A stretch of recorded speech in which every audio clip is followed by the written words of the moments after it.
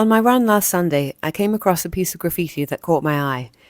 It was on the bridge I was running under, so I stopped to take a picture of it because I thought it would be fun to take the elements of it that I liked and make a similar piece using it as inspiration. So that's what we're going to do in this video. I'll then take it into Photoshop and make it into a pattern using the pattern tool. So let's get into it. The paper I'm going to use today is this Fabriano mixed media paper. It's 250 grams, acid-free. Doesn't say how much cotton is in there or not, but it's not bad with watercolor, which is what we're going to use. I wanted to do this on camera because when I took a piece of paper out of it the other day, it made the most incredible sound. So let's see if it does that again today.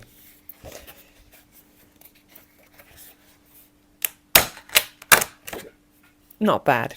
To paint the actual pattern itself, I'm going to use two watercolors, Indigo by Daniel Smith and Aqua Green by Winsor & Newton. Most of it's going to be indigo, but I thought it'd be fun to add some aqua green because it's a really beautiful colour. Squeeze out some indigo there and some aqua green here. And then we can make a big puddle in the middle.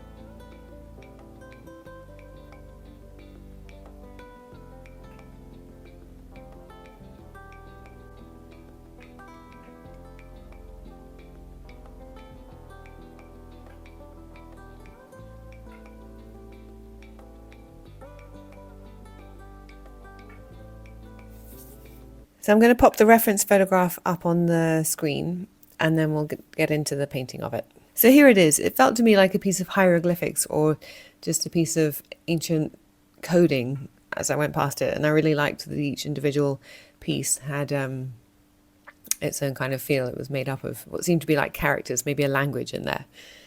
And we've got 6 rows down and each row has got 5 or 6 characters in there, so I will recreate them, and then when I go into Photoshop to make the pattern, we'll adjust them as need be. I think I'm going to turn my paper the other way because I have a feeling if I do it this way I'm going to end up with 5 and not get a 6th row in, because I don't want to make them too small.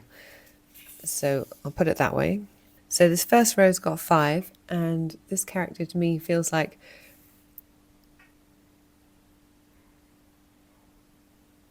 an L, almost like someone sitting suspended in a chair. Each of these really gives me a different feeling of what it is, almost like there's a character. And then here I feel like this one's more like a barbecue.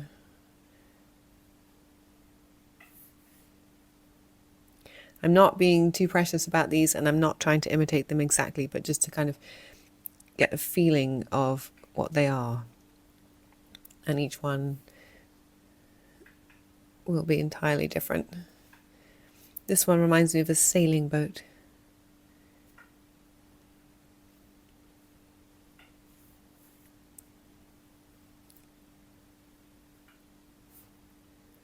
This one reminds me of a hamburger side on.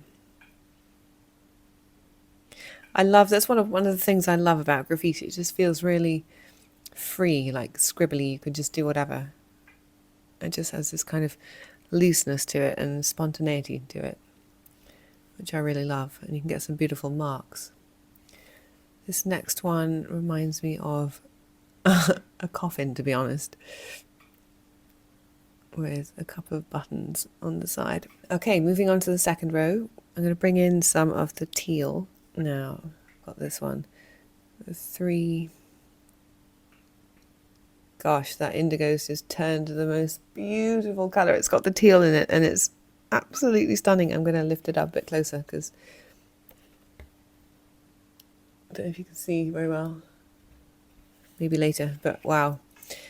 It's just beautiful. Okay, and then this seems to be a kind of thing attached with an electric cord. This one here gives me the feeling of a man who has been sat cross-legged for a while and is now trying to get up and scratching his head, which makes absolutely no sense, but it's just the feeling that they give me when I look at them, what they could individually mean. A bit like the feeling I get when I look at Japanese or Chinese. I just have no idea how to read those languages, and the characters are so mysterious to me.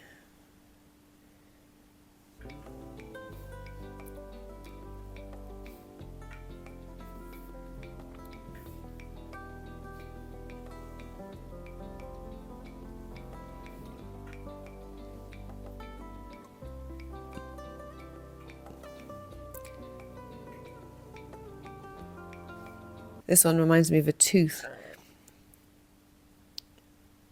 Maybe one that's been split and needs to be removed.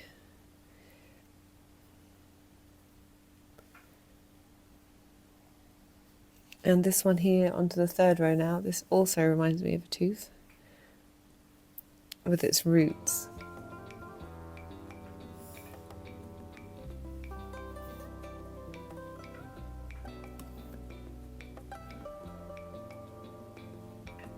This one reminds me of an animal.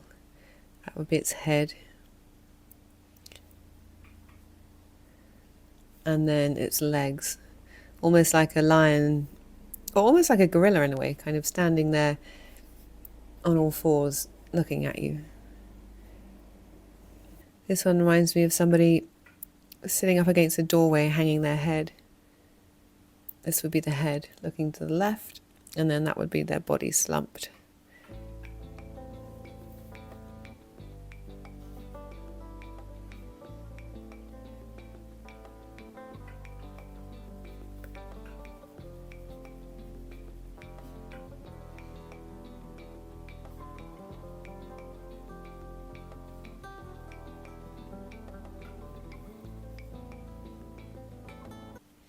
This one again reminds me of an animal, maybe another gorilla or a monkey.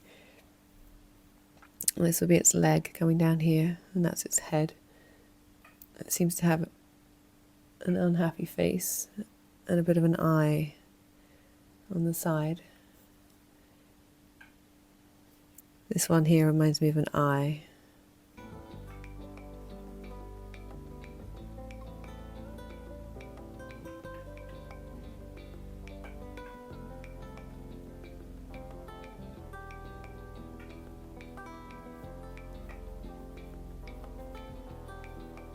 So on this row there's an extra one which is going to send me out a bit wider than the rows above, but never mind. We'll figure it out when we get into Photoshop.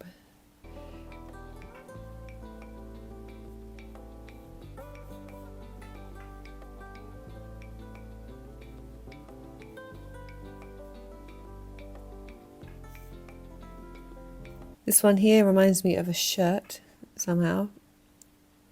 It's got the front of the shirt with 3 buttons down it. And then a wavy line. This one reminds me of an envelope. Or a bag, like a kind of duffel bag that would go on one's back.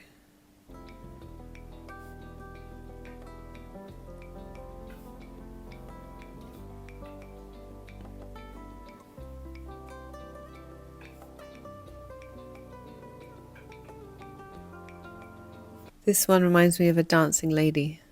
This is her head, her shoulders, her arms swinging across her, and then her dress, a nice triangle.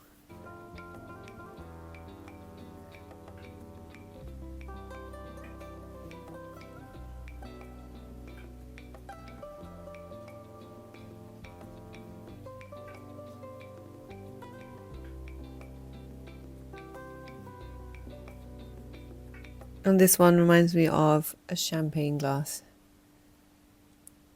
Or maybe not a champagne glass, but just a wine glass. It's not quite tall enough to be a champagne glass.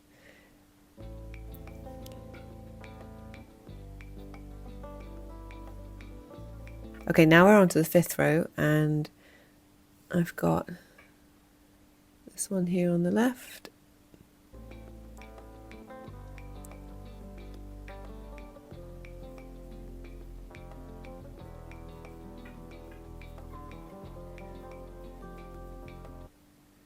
Just making some more texture on the actual thing itself. This one reminds me of one of those Australian hats with the corks to keep the flies away.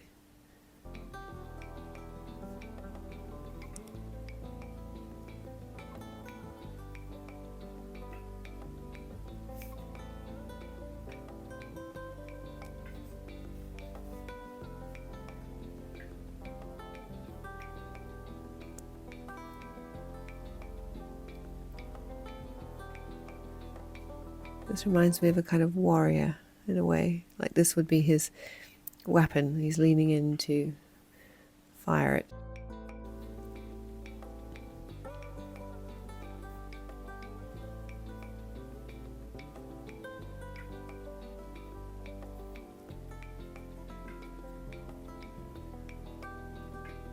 And this one here reminds me of an egg timer.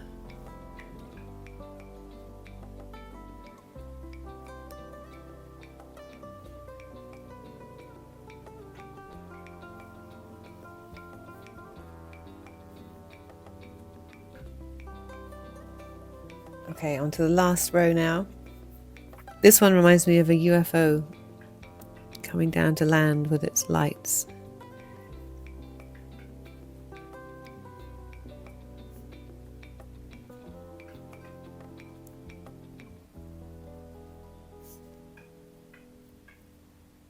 This one reminds me of a petrol filling station.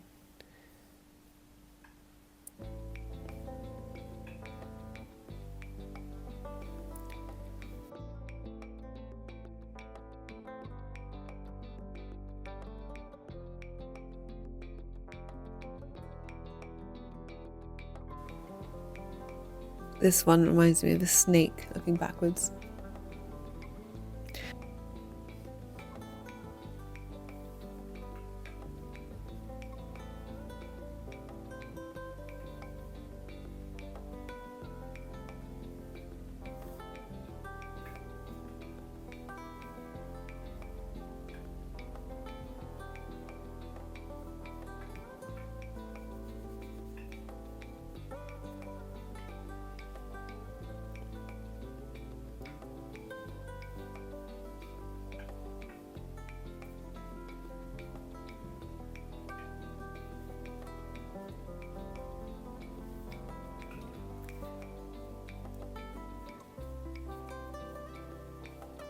This last one reminds me of somebody sitting on a chair with their head bent over. So that would be the wall they're sitting against. And then this is their head, their back, their legs.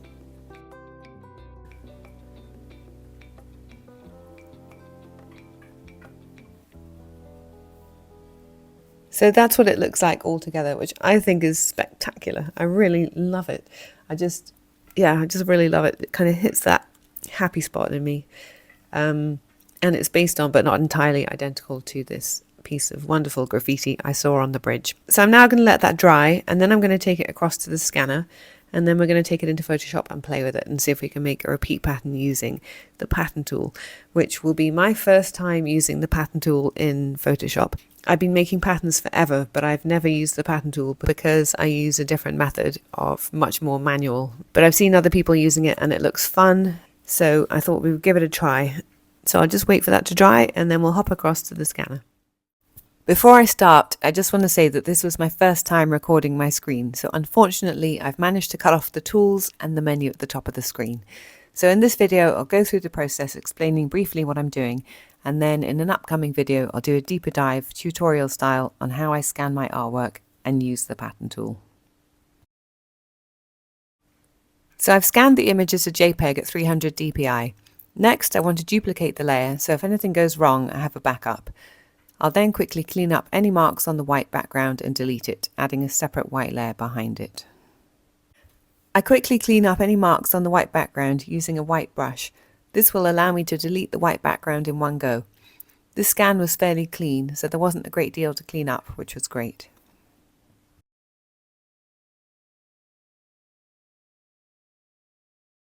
With my background all cleaned up, I select all and then select Similar to select all of the white, and then I delete it. I add a grey background behind so that I can see if there are any additional bits to clean up.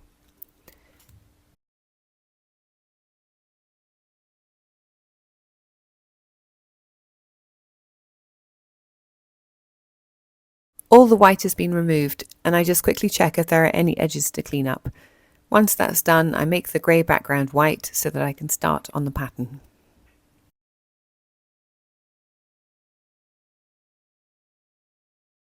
I then begin the process of putting each element on its own layer, so that I can then turn each layer into a smart object, which is what will allow me to manipulate them individually in the pattern preview.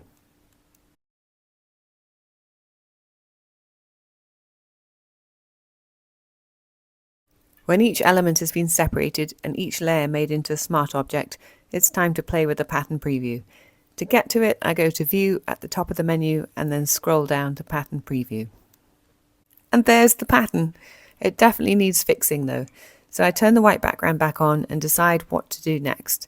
I feel like there's too much white space between the units, so the first thing I want to do is crop the artboard. So to do that, I'll come out of the pattern preview. Using the crop tool, I tighten the edges and then return to the pattern preview. I'm then free to move each element around as I please until I feel that they're nicely positioned with enough space between them all. Because some rows have 5 elements and some have 6, I'll have to do some adapting. I end up having to duplicate 2 elements to fill some gaps, but I rotate them so they don't look too obviously repeated.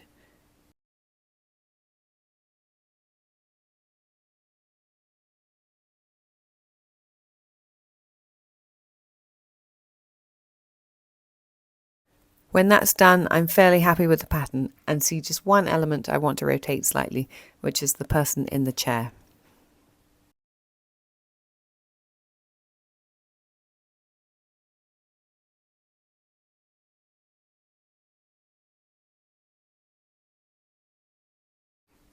I'm happy with that, so I'll call it a wrap. Subscribe and hit the notification bell if you'd like to be notified when my tutorial on using the pattern preview comes out. Thanks so much for watching. Bye.